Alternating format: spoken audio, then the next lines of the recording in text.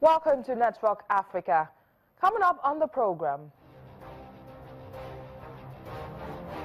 hashtag Remember June 3 trends on social media as Ghana marks 1 year since the fire which claimed 150 lives. Then Greece rescues hundreds of migrants sinking off Crete, recovers 4 bodies.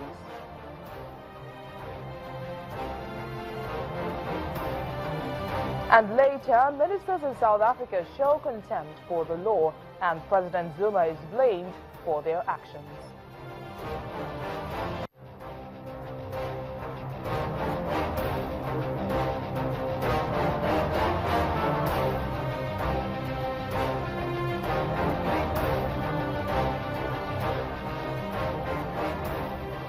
Thanks for staying tuned. I am BC Adebayo.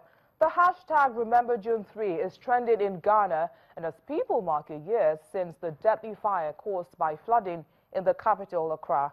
At least 150 people were killed when the petrol station they were sheltering in exploded.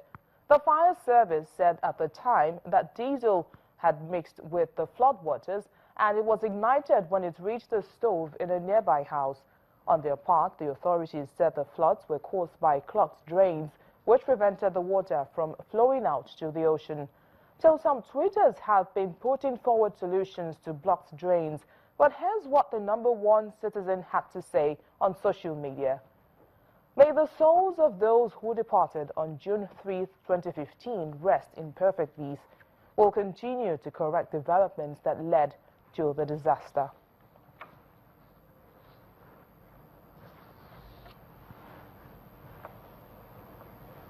In other news, the International Organization for Migration has confirmed that 700 people are believed to have been on board a boat that sunk off the coast of Crete this morning, warning many that could still be in the water after hundreds of migrants were rescued in a massive operation in the southern Mediterranean. Greek search and rescue teams were dispatched to the area about 75 nautical miles off southern Crete in territory which falls under Egypt's jurisdiction. In total, 340 people were rescued by midday, but there's not much information regarding the nationalities of the migrants who survived or those who might have died. Afghan Crete is opening up as a kind of a new destination. We've had several hundred in the last 3 days. We understand that they sailed from Turkey, not from Africa, and that they fit the profile that we saw from the Balkan route most of the past 12 months, which is Afghans, Syrians, and Iraqis. Crete in the last 3 days has become extremely active, and today active could also be tragic. Poaching is just one of the numerous challenges where the African continent faces, but for countries like Tanzania, not one elephant might be standing by 2022 if nothing is done soon. According to the World Wildlife Fund, elephants in Tanzania's largest game reserve would be wiped out within 6 years. Selous Game Reserve, which is the oldest in Africa, once boasted of 110,000 elephants 40 years ago, but is now left with 15,000. Now, the Nature Conservation Group maintains the industrial-scale poaching driven by demand for ivory from Asian countries, particularly China, is to blame. Tanzania's new president has pledged to tackle the corruption that allows the illegal ivory trade to continue.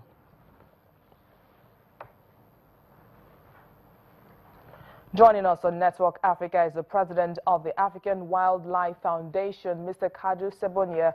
Thank you, Mr. Sebonia, for your time. That's for having me. Well, at the start of this year, it appeared efforts to significantly counter poaching had made headway. But now we hear news that elephants in Tanzania might soon become extinct. What has happened? Well, we had a crisis on the continent. Elephant numbers, as you know, were going down in the 70s. In the 1970s, we had over 1 million elephants. Now we are below 500,000 elephants across the continent. So there's a crisis going on. But Tanzania, I wouldn't say that they're approaching extinction. Actually, the government has stepped up and is doing a lot of work. We are, with the support of other organizations, especially we are working closely with the government. There are signs that there's improvement of conservation and protection of wildlife. So the idea of Tanzania going into extinction, I don't think so. We're optimistic that the government has stepped up, and we are working very closely with them, and we see signs of improvement. Now, what comes to your mind when you come across cases like the Australian MP who admitted to and defended killing and eating an elephant in Zimbabwe? It's sad. I mean, I don't know the circumstances of this case. There is actually in Zimbabwe, there is illegal hunting of elephants, which is approved by CITES. I don't know whether that he killed the elephant through the legal hunting or through poaching.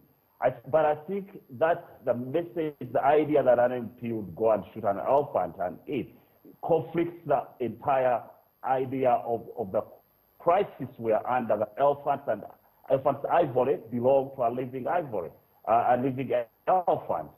And I think it's wrong.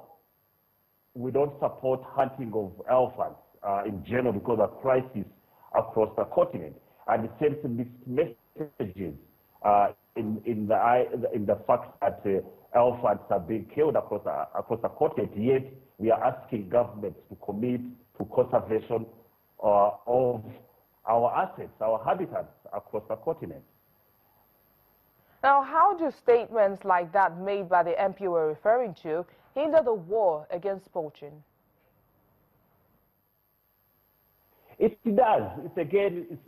Look at the idea, I'm based here in Kenya, the idea that Kenya has burnt its ivory, and the message Africa through that sent to the entire world that the illegal trade ivory is wrong, killing elephants is wrong. These are our assets. And African, this is the step and the time we need to take a step on our lives and our inheritance on the continent. It was wrong to kill an elephant, especially the idea of eating, but also the idea that it promotes any conservation message, I think, is not bankable. Okay, Mr. Sebunia, we're talking about a statement by the Australian MP who once admitted and defended the killing and eating of an elephant. Now we're asking, statements like this, how does it hinder the war against poaching? It does, because it takes away the whole focus on what is important in this. We are all faced with what our wildlife and what faces on the continent. There are more pertinent issues we need to address other than one individual coming to Africa and shooting an elephant, bad as it is. We are losing habitat loss for most of our wildlife due to poor planning. There is a lot of human-wildlife conflicts going on in these areas. We need to address the leadership and policy around wildlife management on the continent. So somebody coming from outside and doing this takes away the focus and of what the issues we are dealing with on the continent, and that's a big negative around it. Mr. Sebunia, what measures do we need to see in place to significantly reduce poaching, both on an individual and organizational level? One of the important things we need to do is that to get a political will at the top to go after the traffickers and the kingpins, not just poachers, no matter what their connection. Putting these guys behind bars will send a very clearest and strongest message to our governments and the markets all over the world about this. And to take beyond the state, we need to get our government investing more in resources towards conservation. We need a whole government approach because most of the things affecting wildlife is international trade. So we need intergovernment relationship. This is a global market. So the relationship between the government bodies is so important to this. At the individual level, as Africans, we would like to hear the African voice on this issue, and I congratulate your network. We would like to hear more Africans. But the voters of this world, they need to come and pronounce themselves on how important wildlife and wild places is to the development of our continent. We are not going to have sustainable water resources if we don't conserve wildlife. You can invest in agriculture now, improve the seeds, improve the fertilizers, but we need to guard our water towers across the continent. Otherwise, we will not have sustainable development. We won't have enough energy, especially hydro, if we don't take care of our forests. Wildlife is a big part, important part, because they control the ecosystem. Where we get our water, we get our soil, we get our clean air.